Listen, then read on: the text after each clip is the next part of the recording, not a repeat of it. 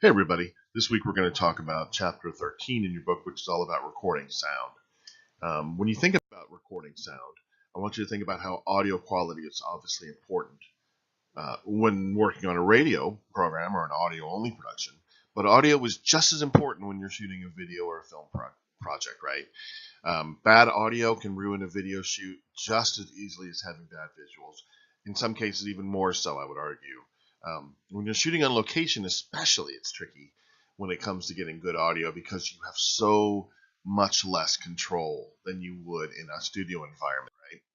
For all those purposes, I want you to think about some things that can help make this process go smoother for you. One of them is the idea of having a wild track or a room tone. For our purposes, what we're calling a wild track is simply a minute or so in which you are recording nothing but the ambient sound. That is just the sounds around on or at the location, right? There should be no talking or dialogue recorded. It's just to get the sound of the location. If you're shooting inside, we call this room tone because you're in a room.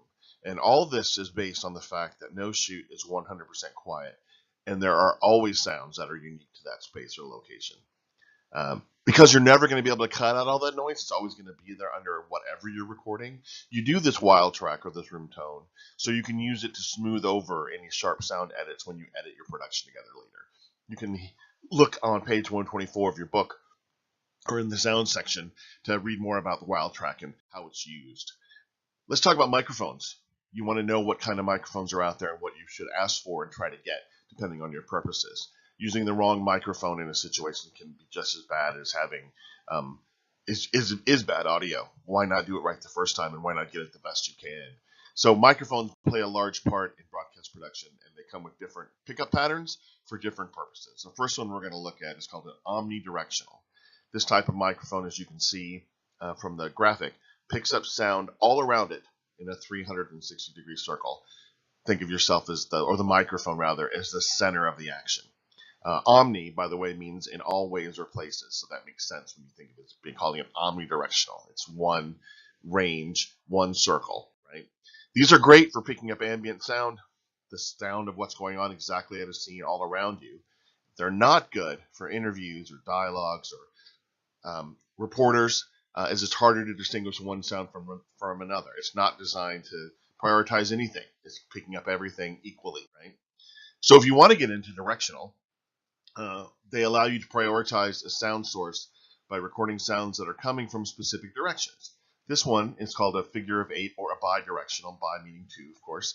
This type of microphone picks up sound from two opposite directions, but not from the side. When we're thinking about these, you always want to make sure that the microphone, you can tell on the microphone itself, it'll have a front marked in some way, depending on the kind of the type who makes the microphone, and you want to know what's the front, because that is, if you were using this and you had the didn't know where the front was, you could turn it the wrong way, turn it 90 degrees left or right, and then lose all the effect you're looking for, right? But you want to use one of these for bidirection. This is very helpful in a handheld situation where you might have a reporter and a subject having a conversation and they only have one microphone. It's between them. It's picking up the front and the back, but not the sides. Again, you want to make sure it's pointed in the right way. You know what front is, which should be marked on the microphone itself. You can also have a cardioid microphone. This is going to pick up sound from in front of the microphone and a bit to the side, but nothing to the rear. This pickup pattern looks like a heart, or in this case, kind of an upside-down heart. So that's why we call it a cardioid microphone. Cardioid is derived from the Greek word for heart, and you see it used in all sorts of heart-related things. Cardiac arrest for just one. This is really useful when recording the sound from one person per microphone. But be careful. These mics are more prone to popping because of their design. Popping is that distortion that can happen when someone speaks into a microphone, often with words beginning with a P or a B letter sound. We've all heard it. We know what it's like. They may even be present on some of these PowerPoints I do. I don't have the greatest mic quality at home. So this could be an example, perhaps somewhere in here, of what you want to avoid. So be careful about those. But they're great if you're sitting at a table, let's say, and everyone has a microphone. You're doing a podcast, a group podcast. Everyone has a cardioid microphone in front of them. So it's picking up you for your track, but not other people as much, right? You can take this concept and make it a hypercardioid. just like it suggests. It has this very similar pattern to the cardioid mic, but it's even more specific, and as a result, looks even more heart-shaped. So depending on your needs, you might want to try to get one of those. Another kind of mic is the shotgun mic. It is the most directional of microphones. It has the smallest / narrowest pickup pattern. It's almost always shaped like a shotgun, with the front barrel having a long and pointed range of pickup. You point it toward what you want to pick up. They're good for noisy situations because you can pick up one person talking, but they are so specific that it's really easy to pick up the wrong source. So if it's not being monitored closely, you might get the wrong person talking or the wrong sound, right? So you want to have a dedicated operator when you have one of those. You wouldn't want to just stick a shotgun mic above the action and hope for the best. It would not be a good situation. You'd be much better off with a different kind of microphone. So keep that in mind. Shotgun mic. And you can also think of shotgun as you're pointing at someone, right? Hopefully not to kill them with a shotgun mic, but you're pointing at them in the direction you want to go, right? Your camera is going to have some sort of microphone built in. These can be great for personal use, but they are usually the least effective microphone to use for professional shoots of any kind. They're usually only good for ambient sound, and even then, they tend to not be great. They're certainly not good for interviews or dialogue. If you use them, they're going to result in ambient sound and dialogue, interview sounds all mixed together, making it impossible to separate or mix in a different way. Most cameras are going to have an input for an external microphone suitable for interview or dialogue recording. It's something you should always do. I would recommend get an external mic.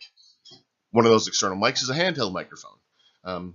You'll often see these used by reporters that are connected to the camera by a cable. They tend to be directional, as we've already talked about, and should be held below chin height. You don't want to talk into the microphone, right? You want to talk across the top of a microphone. It's going to help cut out distortion and popping.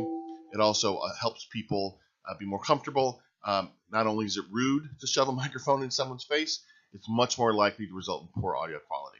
So talk across a microphone. Don't talk into it if you want good audio. There's also a lapel mic that you can use, which can be called a lavalier or neck microphone. They're clipped onto a person's clothes, and sometimes they're even turned inside and therefore not easily visible. These can be great for a sit-down interview kind of situation, perhaps, but be careful that you're really listening to what you're recording, because they can easily pick up the rustling of clothes or the jangling of jewelry, sometimes even a beating heart. So you want to make sure someone's listening to that audio. When you have a microphone, you often have to mount it. The most simple kind is a table mount, just a mini tripod or a base-centered mount that sits on a table, typically for a single person to use, right? You can also get a large stand that kind of hangs the microphone in front of a person's face, so they're still talking across the top of it. The microphone is just turned upside down, so it feels like you're talking across the bottom of it, but it's still technically the top of the microphone. They're much bigger, and they're designed for floor use, and it allows for more flexibility. You can adjust the height and the angle, but do not try to use them outside. They are easily knocked over and really aren't designed for that at all. You can get a boom mount, which is a stand or a pole that's typically held by an operator and is held above the intended recording, following it as it moves. This guy standing here holding this is going to follow back and forth between, say, two people talking, right? The problem with this is that it is really tiring to stand with your arms above your head holding this pole for any great length of time. It requires a lot of strength, a lot of stamina. So consider that when you're planning your production. If you're going to have a lot of shots that are going to require using a boom mount, maybe you should have two operators. They can switch off, right? Something to really consider. It can really ruin your production, slow it down, make an unnecessary complication, one that you could consider ahead of time. Sometimes you'll hear someone refer to this whole thing as a boom mic, the stand and the mic, but in actuality, the stand or the pole is the boom, and then the microphone is the separate mic, whatever it is, usually a shotgun mic. But you'll often hear people just refer to the whole thing as, hand me that boom mic. You can do it and you know what they mean, but you'll know the truth. Microphone sound levels are super important. You always want to check your audio levels. You want to have your subject speak in a normal voice before you start recording, so you can make sure you're ready to get the best quality. VU meters are how we do this. We use them to make sure visually that the subject is being recorded in an appropriate range. These VU meters might be all lights or work like a gauge system that resembles your car's speedometer, right? One of those two things. We'll look at some examples in a second. And this VU meter shows how loud or soft a sound is. The sound you're recording is going to naturally fluctuate during recording. So you want to make sure that the audio peaks just below the red zone. You can dip into there a little bit, but you don't want it to stay there. If the needle stays in the red zone or the lights stay in the red zone for too long, the audio will most likely end up distorted and unusable. Here are two examples of VU meters. You can see they both have red zones. In neither case do you want the audio to stay there. Like I said, you can dip in every once in a while, but you do not want it to live in there. It will distort your audio, and that's the last thing you want. If you're recording outside, you want to be very cognizant of wind and avoid it if at all possible. You can put a windsock on a microphone, which is a foam or kind of even a hairy cover that deadens wind noise. But even the greatest ones can't eliminate all wind, especially if it's strong. So take that into consideration. We've all seen reporters standing in hurricanes or windstorms, and they do that for effect, obviously, not an effect you usually want when you're doing a shoot. Always wear headphones when recording if possible. It's much better. It's a much better way to reflect what's actually being recorded, right? Listening to it dedicatedly, individually, sort of specifically, than just trying to take everything in at once, all aspects of the shoot, right? On that tip, you want to be aware of background noise and see if you can just turn it off or turn it down. Like air conditioners or refrigerators have that constant hum.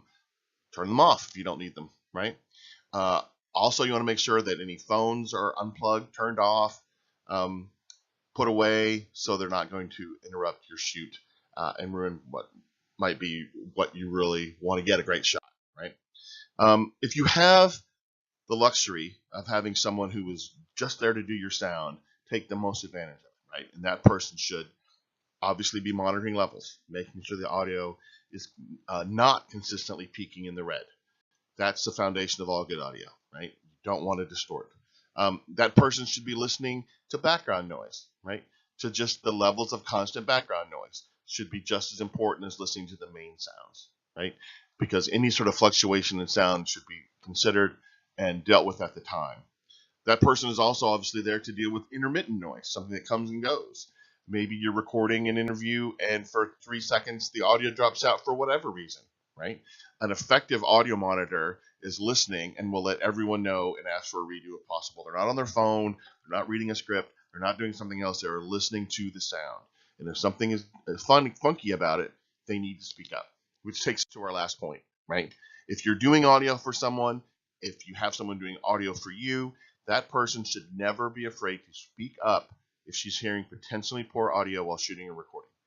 There is almost nothing, in many cases, there is nothing that can be done to fix poor audio once you get back into the studio or whatever you're going to do with it. It is of utmost importance that it be fixed at the time of shooting. It's so difficult and so time intensive, so laborious. Just avoid that at all costs. It's like distorted audio. It's almost impossible to fix distorted audio. So if you have an audio person, use them to their fullest advantage. You'll thank me later. That's it for this week's PowerPoint. Go to this week's folder and take the recording sound quiz, and I look forward to seeing you on the boards for this week's discussion about sound, and I look forward to your examples. Thanks. Bye.